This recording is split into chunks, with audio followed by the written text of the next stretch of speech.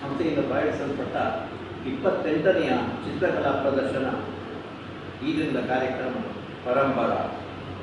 ಆಗಮಿಸಿರುವ ಎಲ್ಲ ಗೌರವಾನ್ವಿತರನ್ನು ಮುಖ್ಯ ಅತಿಥಿಗಳನ್ನು ಕಿರು ಪರಿಚಯದೊಂದಿಗೆ ಆದರಪೂರ್ವಕ ಸ್ವಾಗತಿಸಲು ಸಂತೋಷಪಡ್ತಾ ಇದ್ದೇನೆ.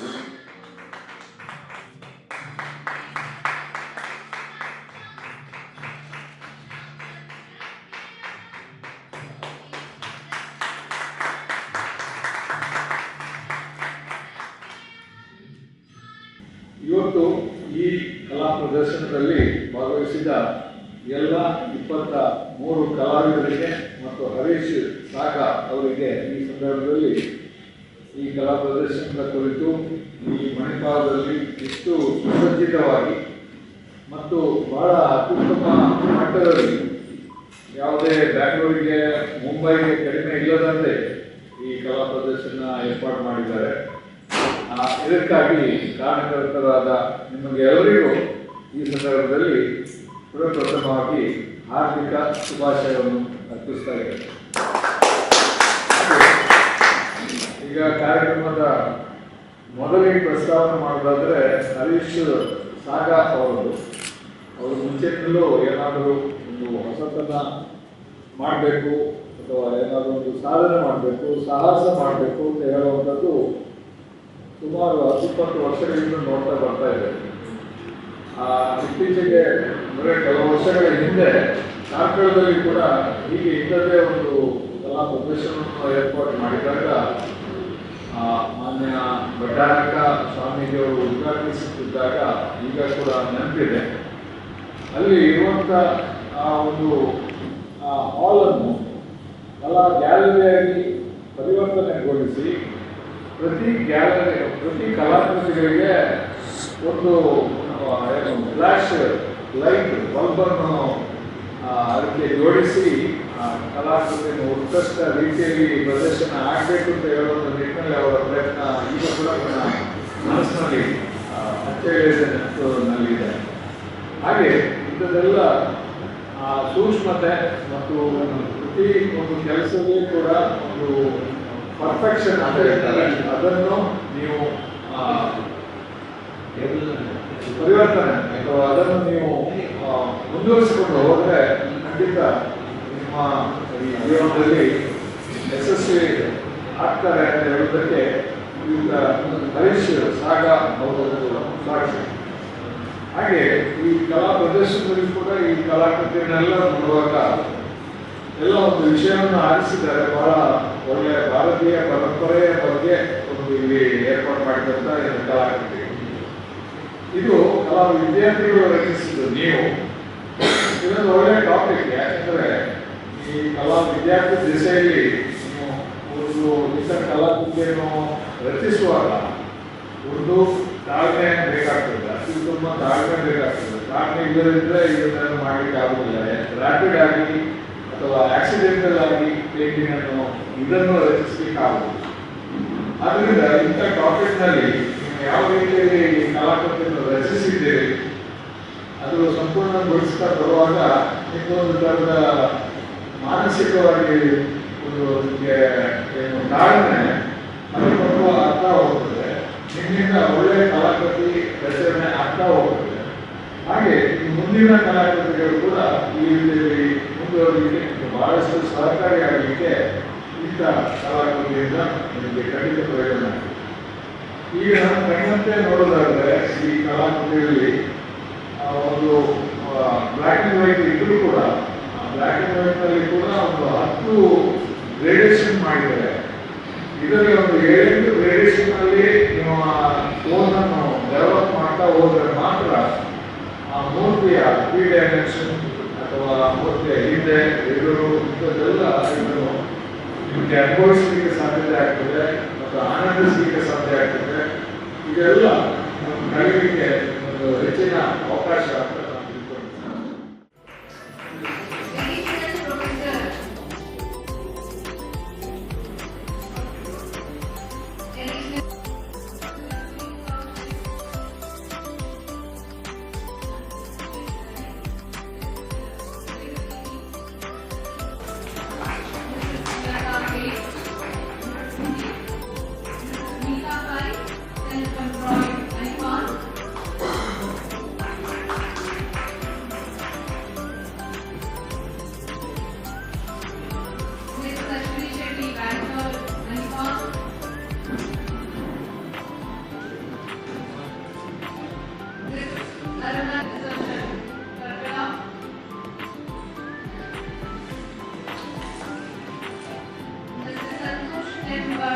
Software engineer, Maladi.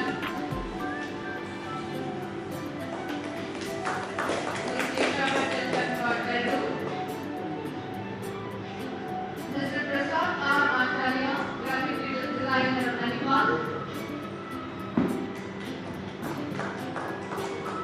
Mr. Anusha Acharya, banker, Karkala. Mr. Rakshita Shetty, senior executive officer, Karkala. Mr. Kashi Shetty, banker, Udupi.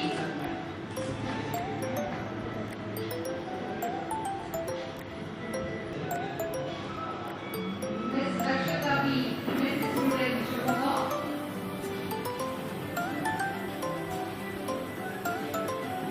Ms. Pradna R. Bhatt, data scientist, Sagara. Mr. Ujjwal, freelance artist, Niti.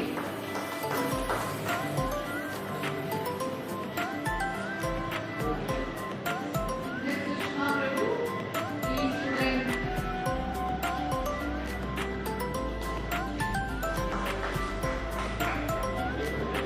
Mr. Anil Anand, B.Com student, bakery.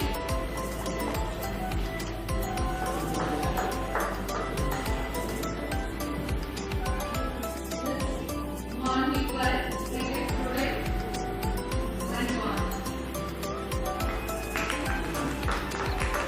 Mr. Sharanath Kumar, armed student, Singapore.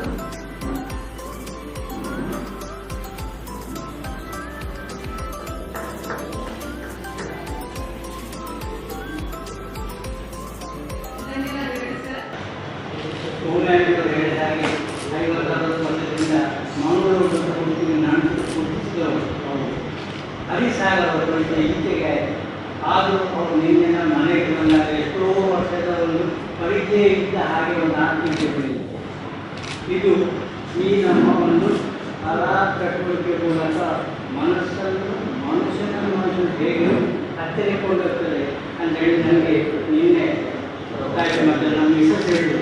ಅಷ್ಟು ಆತ್ಮೀಯವಾಗಿ ಹೇಗೆ ಮಾತಾಡಿದ್ರೆ ಅಂತ ಹೇಳಿದೆ. ಅದೇ ಇವತ್ತು ಚಿತ್ರಕಲಾವಿದರದ್ದು ಒಂದು ನನ್ನ ಇದು ಒಂದು ವಿಷಯ. ಮತ್ತು ಏನಂದರೆ ಇದು ಆ ಚಿತ್ರವನ್ನು ನೋಡೋದು ನನಗೆ ನಾನು ಎಲ್ಲಿಯೋ ಒಂದು ವೆಂಕಟಪ್ಪ ಗ್ಯಾಲರಿ ಒಳಗಿದ್ದೇನೋ ಎಂಬ ನನಗೆ ಭಾಸ ಆಯಿತು. ನಾನು ಹೇಳಿದೆ ಅಚ್ಚುಕಟ್ಟು ಪ್ರೇಮಿ ಮತ್ತು ವರ್ಕ್ ಮತ್ತು ಸ್ಟೂಡೆಂಟ್ಸ್ ಇದು ಸಿನ್ಸಿಯರ್ಲಿ ಇದೆ ಅಂದರೆ ನನಗೆ ತುಂಬ ಖುಷಿಯಾಯಿತು. ಒಂದೊಂದು ಚಿತ್ರವನ್ನು ಎಷ್ಟು ಹೊತ್ತು ನೋಡಿದರೂ ಭಾಳ ಕಡಿಮೆ. ಇದು ನ್ಯಾಷನಲ್ ಲೆವೆಲ್ ಎಕ್ಸಿಬಿಷನ್ನ ಡಿಸ್ಪ್ಲೇ ನಾನು ರಾಷ್ಟ್ರ ಮಟ್ಟದಲ್ಲಿ ತುಂಬ ಎಕ್ಸಿಬಿಷನ್ ನೋಡಿದ್ದೇನೆ. ಆದರೆ ಈ ಥರದ ಒಂದು ಆರ್ಗನೈಸ್ ಮಾಡಲಿಕ್ಕೆ ನಿಜವಾಗಿ ಇದು 10,000 ವರ್ಷ ಮಾತ್ರ ಸಾಧ್ಯವಾದ ಅದಕ್ಕೆ ಸರಿಯಾಗಿ ನಮ್ಮ ಅವರ ಸಹಪಾಠಿಗಳ ಮೆಂಬರ್ಸ್ ಅವರ ಶ್ರದ್ಧೆ ಇದರ ಇದೆ ಅಂತ ನನಗೆ ಹೆಚ್ಚು ಮಾತಾಡಿದ್ರು. ನನಗೆ ಸೌಮ್ಯಾಜಿಯವರು ಎಲ್ಲ ಮಾತಾಡಿದ್ದಾರೆ. ನಾನು ಟೈಮ್ ವೇಟ್ ಮಾಡೋದಿಲ್ಲ. ಮತ್ತು ಏನಂದರೆ ನಾನು ಹೇಳ್ತೇನೆ, ನನ್ನದೊಂದು ವಿಷಯ ಬ್ಲ್ಯಾಕ್ ಆ್ಯಂಡ್ ವೈಟ್ ಚಿತ್ರ ಪರಂಪರೆ ಎಲ್ಲ ಸರಿ. ಆದರೆ ಇನ್ನೊಂದು ಸರ್ತಿ ಏನಾದರೂ ಮಾಡುವಾಗ ಹೊಸತನ್ನು ಇಂಡೈರೆಕ್ಟ್ ಸೋಮಯ್ಯ ಹೇಳಿದ್ರು, ನೇಚರಿಗೆ ಹತ್ತಿರ ಹೋಗಿ ಅಂತ ಹೇಳಿದ್ರೆ ಅರ್ಥ ಏನಂದರೆ ಲ್ಯಾಂಡ್ಸ್ಕೇಪ್ ಮಾಡಿ, ನೇಚರನ್ನು ಸ್ಟಡಿ ಮಾಡಿ, ಸೂರ್ಯನ ಚಲನೆ ಮುಖಾಂತರ ಆಬ್ಜೆಕ್ಟ್ಗೆ ಲೈಟೆನ್ಸ್ ಹೇಗೆ ಮತ್ತು ಅದರಲ್ಲಿ ನಿಮ್ಮದು ಒಂದು ಕಾಂಪೋಸಿಷನ್ ಸ್ಪೇಸ್ ಅದೆಲ್ಲ ನಮಗೆ ನೇಚರಲ್ಲಿ ಸಿಕ್ಕಿದ್ದಷ್ಟು ಎಲ್ಲೂ ಸಿಗ್ತಾರೆ. ನಾನು ಹೇಳ್ತೇನೆ, ನಾನು ಸ್ಟೂಡೆಂಟ್ ಆಗಿರುವಾಗ ನನಗೆ GS ಗುರುಗಳು ಅವರೊಟ್ಟಿಗೆ 10 ವರ್ಷ ಪ್ರತಿ ಸಂಡೇ ಅವ್ರ ಪ್ರಕಾರ ಹೇಳ್ತೀನಿ ಕಾಲೇಜ್ ಹೋಗುದು. ಎಲ್ಲಿ ಸೀತಾ ನದಿ, ಆಗುಂಬೆ, ಎಲ್ಲಿ ಕರಾವಳಿ, ಎಲ್ಲಿ ಇದು ಅಲ್ಲಿ ಎಲ್ಲಿ ಸರಿ ನಡೆಯಿತು ಅಲ್ಲಿ ನಾವು ನಮ್ಮ ಮೊಕ್ಕ ಬೆಳಿಗ್ಗೆಯಿಂದ ಸಾಯಂಕಾಲ ನಮಗೆ ರಿಸ್ಟ್ರಿಕ್ಷನ್ ಏನಾದರೆ 3 ಲ್ಯಾಂಡ್ಸ್ಕೇಪ್ ಮಾಡಲೇಬೇಕು. ನಾನು ಸ್ಟೂಡೆಂಟ್ ಆ 3 ವರ್ಕಲ್ಲಿ ಮಾಡಿ 2-3 ತಿಂಗಳಲ್ಲಿ ಅಲ್ಲಿ ಶೇಖರ ಆಗ್ತೇವೆ. ಅಲ್ಲಿ ನಮ್ಮದು ತೆಗೆದು ಈ ಥರದ ಒಂದು 10 ವರ್ಷ ವರ್ಕ್ ಒಂದು ನನಗೆ ಹೇಳಿದರು, ಯಾಕೆ ನಮ್ಮನ್ನು ಹೊರ ಕರ್ಕೊಂಡು ಹೋಗ್ತೀವಿ, MA ಮಾಡಿದಾಗೆ ದೊಡ್ಡ ದೊಡ್ಡ ಪೇಂಟಿಂಗ್ ಮಾಡಿ ಅಯ್ಯೋ ಅವರು ನಿನ್ನ ಏಜಲ್ಲಿ ಅವರು ಎಂಟರಿಂದ ನೇಚರ್ ಸ್ಟಡಿ ಮಾಡಿದ್ದಾರೆ. ಈಗ ಅವರ ವರ್ಕ್ ನೋಡಲ್ಲ, ಹಳೆಯ ಕಾಲದ ವರ್ಕ್ ಮಾಡಬೇಕು, ಅವರು ನೇಚರನ್ನು ತೋರಿಸ್ತಾರೆ.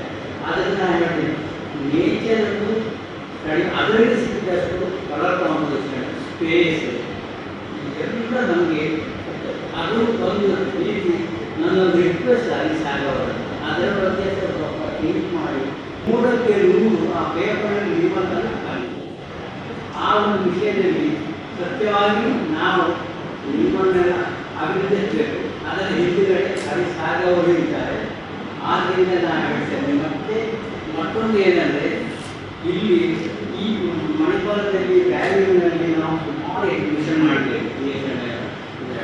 ಅದು KMFಗಳು ಅವರು ಬೇಕಾದ ಎಲ್ಲರ ಬೇಡಿ ಒಂದೆಲ್ಲ ಬಂದರೆ ಮುಂದಾಗ ಮೇಲೆ ಹೋಗ್ಬೇಕು ಅಂತೇಳಿ ಈ ಥರದ ಎಕ್ಸಿಬಿಷನ್ ಯಾವಾಗ 35 ವರ್ಷ ಹಿಂದೆ ವ್ಯಾಲ್ಯೂನಲ್ಲಿ ಈ ಥರದ ಆದರೆ ಸಹ ಡಿಸ್ಪ್ಲೇ ಅರೇಂಜ್ಮೆಂಟ್ ಮಾತ್ರ ಇಷ್ಟು ಒಳ್ಳೆಯದಾಗಿ ಸಾಗಬೇಕು.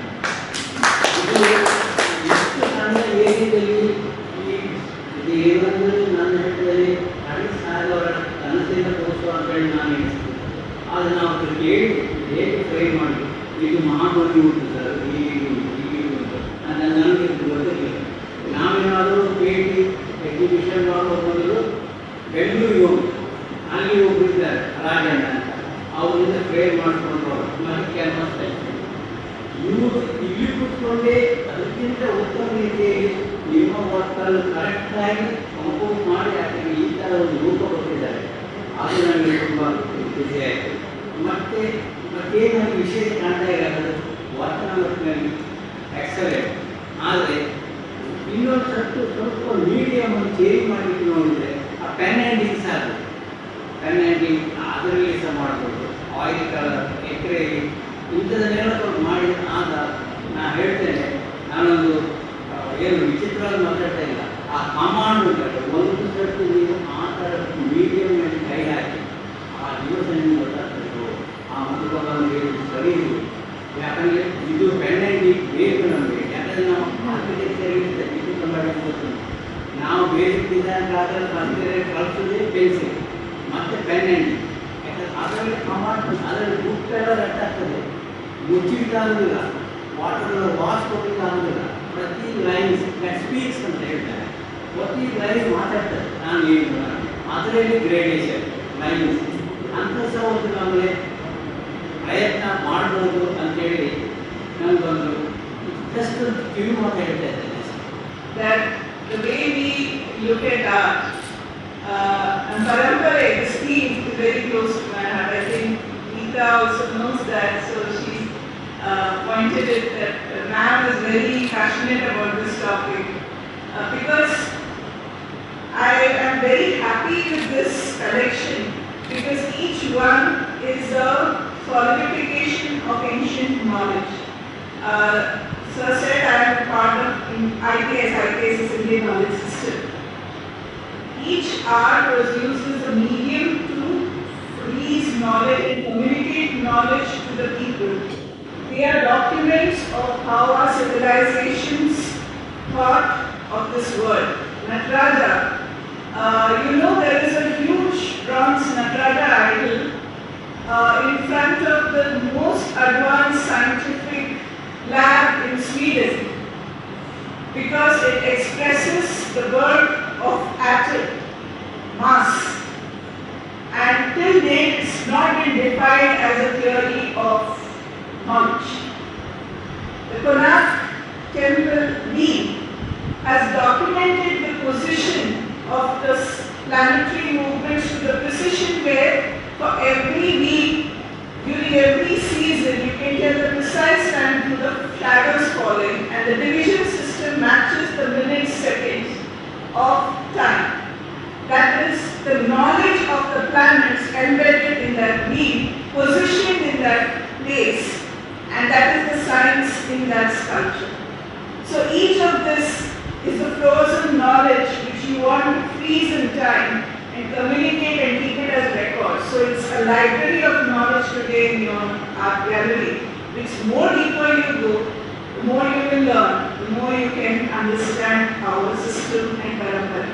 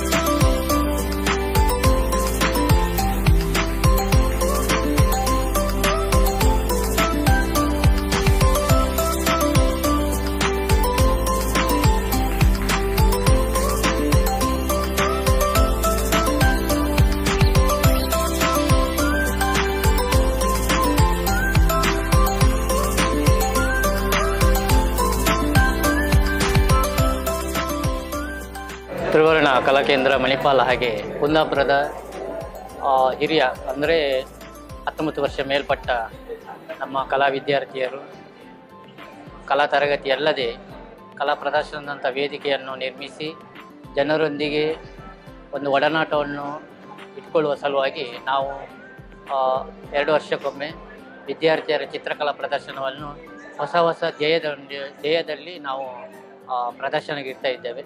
ಆ ನಿಟ್ಟಿನಲ್ಲಿ ಈ ಬಾರಿಯ ಕಾನ್ಸೆಪ್ಟನ್ನು ನಾವು ಪರಂಪರಾ ಅಂತ ಹೇಳಿ ವಾಸ್ತುಶಿಲ್ಪ ಮತ್ತು ಶಿಲ್ಪ ಹಾಗೆ ನಮ್ಮ ಆಚರಣೆಗಳ ಒಂದು ತಲತಲಾಂತರದ ಪದ್ಧತಿ ಏನಿದೆ ಅಥವಾ ಇದಕ್ಕೆ ಕೊಡುವಂಥ ಪ್ರಾಮುಖ್ಯತೆ ಏನಿದೆ ಇಂಥದ್ದೆಲ್ಲ ನಮ್ಮಲ್ಲಿ ಸಿಗತಕ್ಕಂಥ ಅದರಲ್ಲೂ ನಮ್ಮ ಭಾರತೀಯ ಸಂಸ್ಕೃತಿಯಲ್ಲಿ ಅಡಿಯಲ್ಲಿ ಬರತಕ್ಕಂಥ ಇತಿಹಾಸ ಪ್ರಸಿದ್ಧ ಕೆಲವೊಂದು ಪುರಾಣ ಇದೆ, ಪುರಾತತ್ವ ಇದೆ. ಅಂಥ ಒಂದು ತತ್ವದ ಆಧಾರದಲ್ಲಿ ಕಪ್ಪು ಬಿಳುಪಿನ ಮಾಧ್ಯಮದೊಂದಿಗೆ ತ್ಯಾಗದ ಸಂಕೇತವಾಗಿ ಆರೆಂಜನ್ನು ಬಣ್ಣವನ್ನು ಬಳಸಿ ಈ ಕಲಾಕೃತಿಯ ಪ್ರಯೋಗಾತ್ಮಕವಾಗಿ ರಚಿಸಿದ್ದಾರೆ.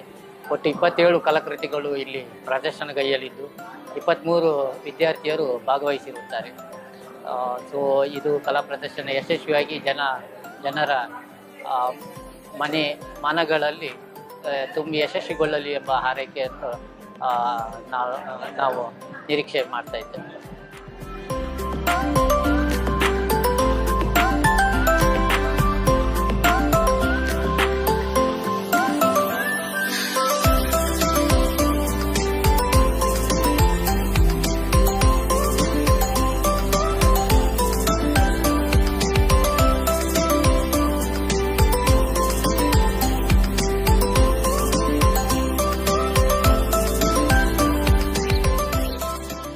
ನಾನು ಡಾಕ್ಟರ್ GSK ಭಟ್ ಅಂತ ಪೆರಡೂರಿನಲ್ಲಿ ಮೆಡಿಕಲ್ ಪ್ರಾಕ್ಟೀಸ್ ಮಾಡ್ತಾ ಇದ್ದೇನೆ. ನನಗೆ ಹಿಂದಿನಿಂದಲೂ ಚಿಕ್ಕಂದಿನಿಂದಲೂ ಈ ಚಿತ್ರಕಲೆ ಅಂದರೆ ಬಹಳ ಆಸಕ್ತಿ ವಿಷಯ. ಹೈಸ್ಕೂಲ್ವರೆಗೂ ಚಿತ್ರಕಲೆಯಲ್ಲಿ ಸಾಧ್ಯವಿದ್ದಷ್ಟು ಮುಂದುವರೆದಿದ್ದೇನೆ. ಹೈಸ್ಕೂಲ್ ನಂತರ ಈಗ ವೈದ್ಯಕೀಯ ವೃತ್ತಿಗೆ ಬಂದ ನಂತರ ಸಮಯದ ಅಭಾವದಿಂದಾಗಿ ಚಿತ್ರಕಲೆಗೆ ಆಸಕ್ತಿ ಹೆಚ್ಚಿನ ಸಮಯ ಕೊಡಲಿಕ್ಕೆ ಆಗಲಿಲ್ಲ. ಆದರೂ ಈಗ ಒಂದು 8 ವರ್ಷಗಳಿಂದ ಈ ತ್ರಿವರ್ಣ ಚಿತ್ರಕಲಾ ಸಂಸ್ಥೆಗೆ ವಿದ್ಯಾರ್ಥಿಯಾಗಿ ಬಂದು ಇಲ್ಲಿ ಚಿತ್ರಕಲೆಯನ್ನು ಅಭ್ಯಾಸ ಮಾಡ್ತಾ ಇದ್ದೇನೆ. ಈ ಚಿತ್ರಕಲೆಯಿಂದಾಗಿ ನಮಗೆ ನಮ್ಮ ವೈದ್ಯಕೀಯ ವೃತ್ತಿಯಲ್ಲಿ ಅತ್ಯಂತ ಒತ್ತಡದ ಜೀವನ ಇರ್ತದೆ. ಅದಕ್ಕಿಂತ ಹೊರಬರಲು ಈ ಚಿತ್ರಕಲೆಯು ಅತ್ಯಂತ ಉಪಯುಕ್ತವಾದದ್ದು. ಇವತ್ತಿನ ಕಾರ್ಯಕ್ರಮದ ಬಗ್ಗೆ ಹೇಳುವುದಿದ್ರೆ, ಈ ಪರಂಪರಾ ಅಂತ ಹೇಳಿದರೆ ನಮ್ಮ ಭಾರತೀಯ ಪರಂಪರೆಗೆ ಸಂಬಂಧಿಸಿದಂಥ ಚಿತ್ರಕಲೆಗಳನ್ನು ನಮ್ಮ ಸಂಸ್ಥೆಯ ಹಿರಿಯ ಕಲಾವಿದರು 19ರಿಂದ 75 ವರ್ಷದವರೆಗಿನ ಕಲಾವಿದರು ಅವರವರ ಮನಸ್ಸಿಗೆ ಯಾವ ಯೋಚನೆ ಬಂತು ಅಂತಹ ಒಂದು ಚಿತ್ರಕಲೆಯನ್ನು ಕಪ್ಪು ಬಿಳುಪು ಬ್ಲ್ಯಾಕ್ ಆ್ಯಂಡ್ ವೈಟ್ನಲ್ಲಿ ಪ್ರದರ್ಶನಕ್ಕೆ ಇಲ್ಲಿ ಬಿಡಿಸಿ ಇವತ್ತು ಪ್ರದರ್ಶನ ನಡೀತಾ ಇದೆ. ಎಲ್ಲ ಹಿರಿಯ ಚಿತ್ರಕಲಾವಿದರು ಕಾರ್ಯಕ್ರಮದಲ್ಲಿ ಬಂದು ಶುಭ ಹಾರೈಸಿದ್ದಾರೆ. ಎಲ್ಲರಿಗೂ ಒಂದು ಅತ್ಯುತ್ತಮ ಚಿತ್ರಕಲೆಯ ಪ್ರದರ್ಶನವಾಗಿ ಇವತ್ತಿನದು ರೂಪುಗೊಂಡಂಥದ್ದು ಸಂತೋಷದ ವಿಷಯ. ಈ ಸಂದರ್ಭದಲ್ಲಿ ನಮ್ಮ ಸಂಸ್ಥೆಯ ಗುರುಗಳ ನಿರ್ದೇಶಕರಾದ ಡಾಕ್ಟರ್ ಹರೀಶ್ ಸಾಗರವನ್ನು ನೆನಪಿಸಿಕೊಳ್ಳುತ್ತೇನೆ. ಯಾಕೆಂದರೆ ಅವರು ನಮ್ಮನ್ನು ಇಷ್ಟು ಮುಂದೆ ಬೆಳೆಯಲು ಅವಕಾಶ ಮಾಡಿಕೊಟ್ಟಂಥವರು ತ್ರಿವರ್ಣ ಚಿತ್ರಕಲಾ ಸಂಸ್ಥೆಯ ನಿರ್ದೇಶಕರಾದ ಹರೀಶ್ ಸಾಗರ್ ಅವರು. ಅವರಿಗೆ ನನ್ನ ಅಭಿನಂದನೆಗಳು. ಇವತ್ತು ಭಾಗವಹಿಸಿದಂಥ ಎಲ್ಲ ನನ್ನ ಮಿತ್ರರಿಗೂ ನನ್ನ ಅಭಿನಂದನೆಗಳನ್ನು ಸಲ್ಲಿಸುತ್ತಾ ಶುಭ ಹಾರೈಸುತ್ತೇನೆ.